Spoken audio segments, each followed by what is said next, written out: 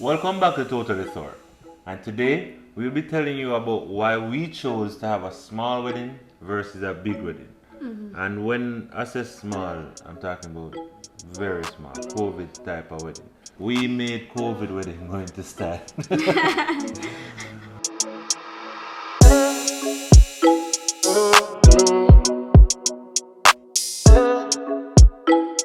But on a serious note, we had a very small wedding. It was 7 people in total, that includes us, the pastor, who's my uncle, and both set of parents, my mother and father, her mother and father, and that was it. The ceremony lasted less than an hour, and then the after like was signing the registry and everything, that was about 15 minutes, and cutting the cake, drinking some wine and sharing, and and went then into the vehicle. we went into the vehicle and drove straight to the hotel. Straight to the hotel. That Honeymoon, that was amazing. So that was our wedding Perfect. experience. That was For our us, perfect wedding. For us, it was Wedding. so perfect. Everything. Wouldn't have changed a thing. Not one thing. And I mean, initially, when we started out, we did decide that we're going to do a small wedding, but a few little months after, we said, oh, we probably should just invite a few friends. But then when we start writing down the names, we reached 25, and we said, no man, how this look like this I go so far? Then 25 turned into 50, then 50 turned into 75, and then we're like, nope, let's just stick to the first plan that we had of just doing this wedding together with just parents and the pastor. So the first reason why we chose a small wedding is because really and truly we wanted to just stop paying rent. We were kind of frustrated with where we were living before. Yeah. And Crystal was like, yo, if I move, I'm not paying no more rent. It's definitely, I'm going in my own place. So we just said, listen, this money, if we're gonna use it, it will use for something good. And paying down on a property would have been the best decision for us at that time.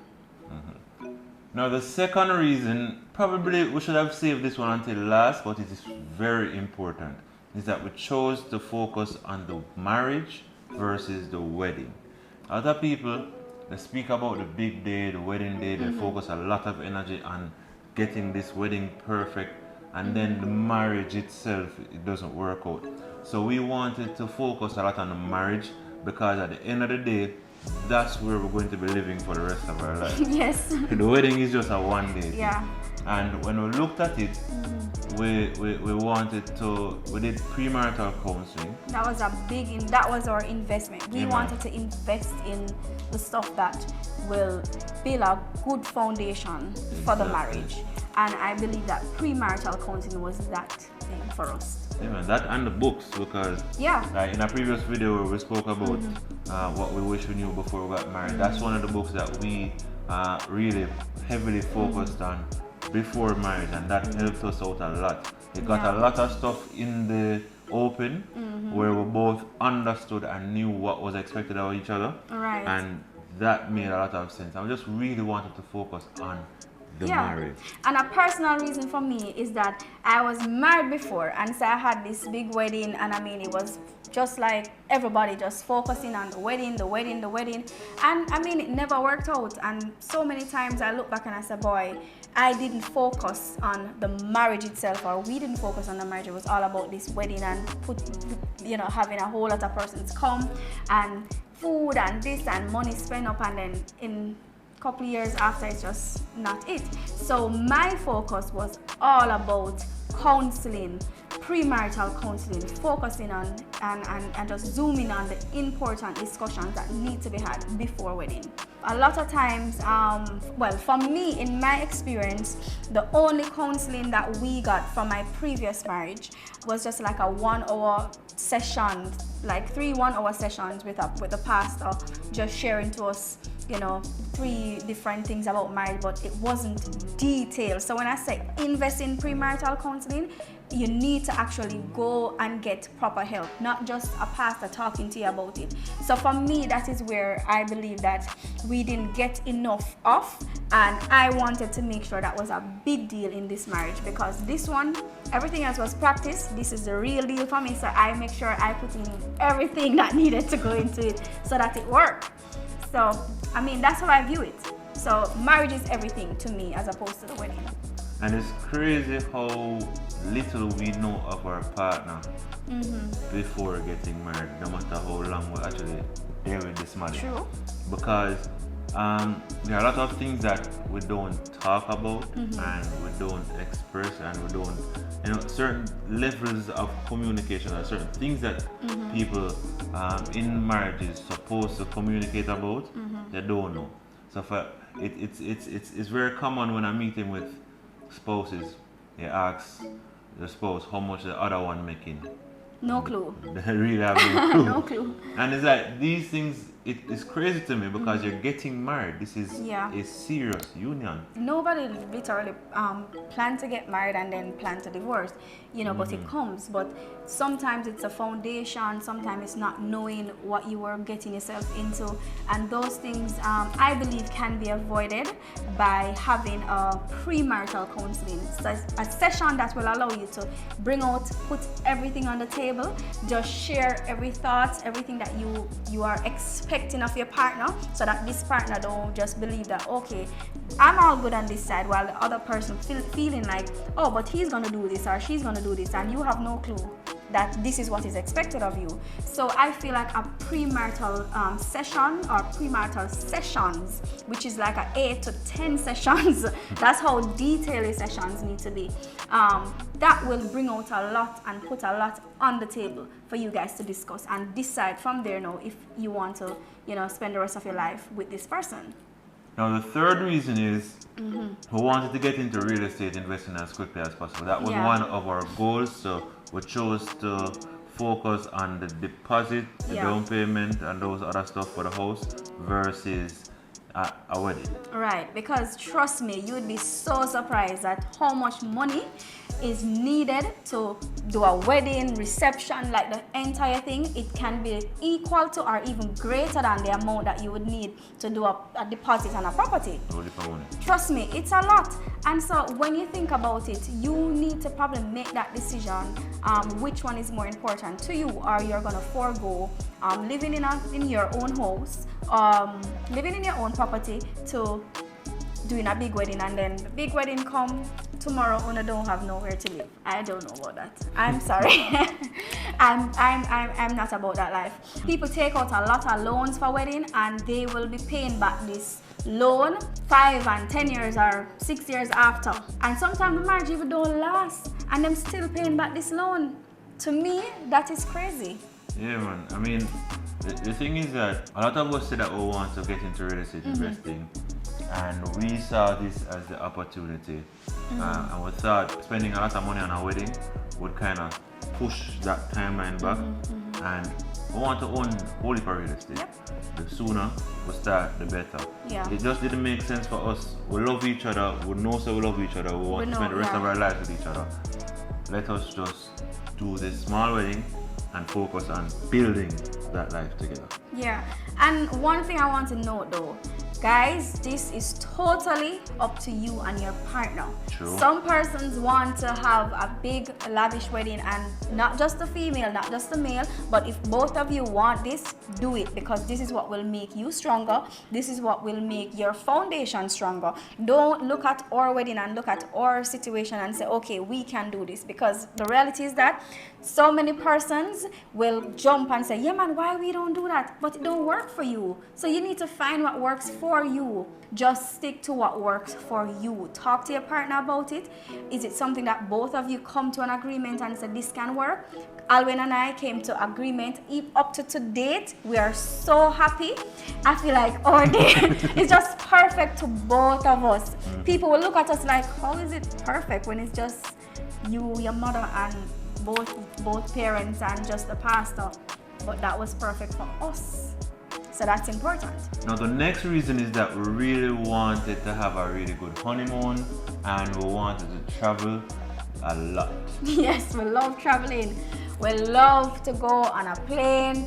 We love to jump in our cars. We love to just jump and drive away, do something. We just love adventures. That's just us. Yeah, man. And I mean, I have this hashtag every now and then that I put whenever I put a caption, that is. Which one? Still honeymooning. Oh, still honeymooning. Okay. Yeah. So, yeah, we had a small wedding, but we're still honeymooning. We're still doing all of these nice things. and it's something that we wanted to focus on. I didn't want it to be a situation where we're spending all this money on a wedding And we then can't don't afford. Yeah, we can't go here, so we can't go there. So. Yeah. And it's so crazy. We got married in 2019, and we were supposed to do a whole heap of traveling in 2020. When I say a whole So heap, many places I mean, we had planned to visit. yeah, man, borderline live on plane. And then COVID happened and messed up all of those plans. Yeah. So now that we're getting to the tail end of COVID, hopefully, we can start doing all of these things. I mean, if you follow us on Instagram right now, you'll see that we go to different hotels from time to time. And by the way, follow us on Instagram. You'll see the links to the Instagram or the handles to the Instagram up here. Go ahead and follow us on Instagram. But we like to do different things and have different adventures. And at the end of the day, we thought that if we're going to spend all this money on a wedding, we might not have enough money to do all these. Right. And that's a big thing to us, and you have to know what makes you happy, or what's going to make you happy in the marriage. And if traveling together makes you happy, if traveling together makes the union stronger, then do it. And do what makes the union stronger, not just do it for people or do it for outsiders. You have to do it for you.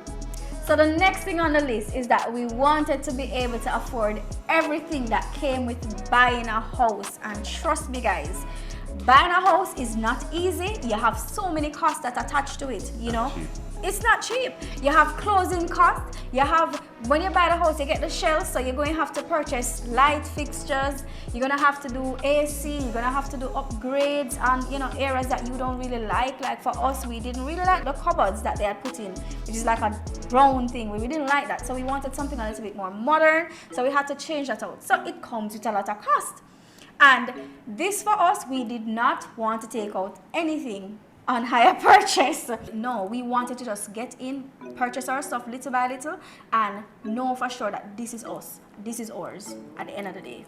Yeah, man, because trust me, it's crazy how no one tells you that these things are really big expenses. When you buy the house, you spend how much money for deposit. Yep. And then the closing costs. The closing cost comes as a surprise for a lot of people. Yeah. And it kind of holds up the process for a lot of people. Because, a whole heap of different payments have to be made to your attorney, to the processing fees and all these stuff. A lot of people don't understand that these things come with it. And then, let me tell you something. I never know that furniture really expensive. Not just that, babe. Lighting and the fixed, some little things. It's not the big and the things. fan them and the ceiling fan them and something. Oh gosh, man. And the stuff that you have to put up. It's just the little things in the house that makes it so much money that you have to put on. You have to plan. You have to save. If you don't, I promise you, you may be in some real problems. Or you're going to have to be borrowing to kind of just set up little things in the house. And gentlemen, if you have a wife like mine, you come home and you just see some random new thing that you tell her, please put up this, please assemble this. Yes. Please, by the way, babe, good job. And he actually put up the fan in our living room. Good job. He did that on his own. He broke something, but I'm not going to tell you what he broke. Yeah. He broke something, but at the end of the day, I said, you know what? He's trying, so I have to give him that. He tried. Anyways, I do a lot around the place, but just know that a lot of these things, just to make the home a homey. Yeah, that's the word, homey. You're going to buy a lot of little stuff, and it adds up. Trust me, it adds up, man. It really does. It does. So those are some of the reasons why we chose a small wedding versus a big wedding. Okay, so guys, remember,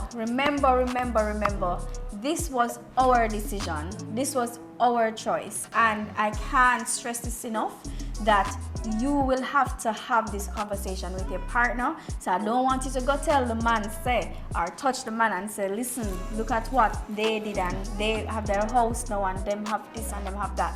No, that's not the way how it works. You have to speak to each other and you guys come to an agreement as to what makes sense for both of you.